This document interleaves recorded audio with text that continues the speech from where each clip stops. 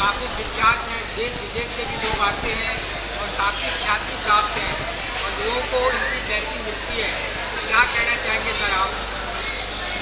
सबसे पहले तो ये जो आपके चैनल के माध्यम से मैं आपका आभारी हूँ कि नवसाला पवनारा अंधेरीचा राजा आज़ाद नगर सार्वजनिक उत्सव समिति के पास आप हमारे जो विचार है वो विचार लेने के लिए यहाँ आए और आप बापा का दर्शन लेने आए। उसके पहले आपका हम आभारी है और सभी गणेश भक्तों का मैं हार्दिक स्वागत करता हूँ।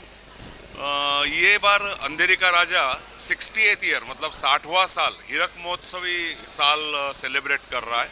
देखो देखते देखते अंधेरी के राजा के 60 साल पूरे हो गए और इस बार हमने गुजरात का जो सारंगपुर का कष्टभंजन मंदिर है वो मंदिर का यहाँ पे देखावा बनाया है जो अंधेरी के राजा है उसमें विराजमान है और वहाँ पे 52 फुट की बजरंगबली की जो मूर्ति है उसकी जगह पे हमने 32 फीट्स की 32 फीट की मूर्ति ये मंडप के बाहर बनाई हुई है।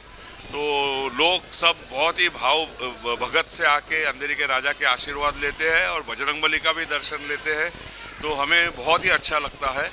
और दूसरी बात आप अगर बताओगे तो हमें हमारे मंडल की एक जिम्मेदारी होती है कि ये गणेश भक्तों की सुरक्षा, क्योंकि गणेश भक्त आते हैं अंधेरी के राजा के आशीर्वाद के लिए तो वो सुरक्षित अपने घर जाना चाहिए। बस यही मंडल के जो मेन पदाधिकारी हमारे जो प्रमुख मार्गदर्शक जी है शैलेश दादा फंड से, उनका मेन एजेंडा है कि सेफ्टी फर्स्ट। तो हमने यहाँ पे सुरक्षा के पूरे इंतज़ाम किए गए। आप देखोगे सब जगह आपने रिकॉर्डिंग किया रहेगा, फायर एक्सटिंग्विशर है, फायर बकेट्स है, इमरजेंसी एग्जिट्स है, एम्बुलेंस है, हमारी डॉक्टर्स अवेलेबल है, इवैक्यूएशन प्लान है, असेंबली पॉइंट है और कुछ इतने सारे सीसीटीवी कैमरेज है और हमारे जो वॉलंटियर्स है आपने देखा रहेगा उनका अलर्टनेस। तो हमें हमारी एक जिम्मेदारी बनती है कि गणेश भक्तों की सुरक्षा, गणेश भक्त दर्शन होने के बाद सुरक्षित अपने घर जाए, तो बस उसकी पूर्तता करने की हम कोशिश करते हैं।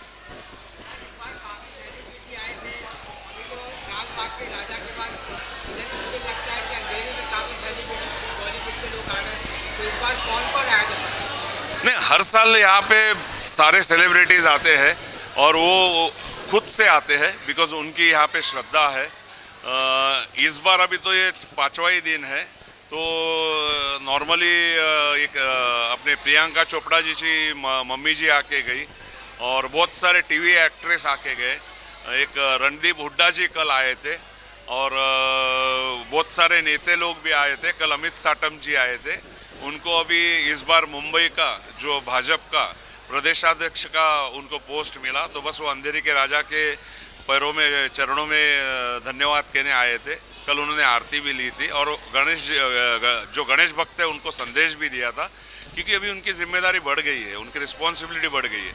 अब वो मुंबई प्रदेशाध्यक्ष है भाजपा के, तो उन्होंने सबको सलाह दिया कि सुरक्षित रहे, सुरक्षित सब जगह अलर्ट रहे, ध्यान रखे और गणपति बप्पा का अपना जो ये फेस्टिवल है, अपनी हिंदू संस्कृति है, उसको ज़रूर कंटिन्यू करना है।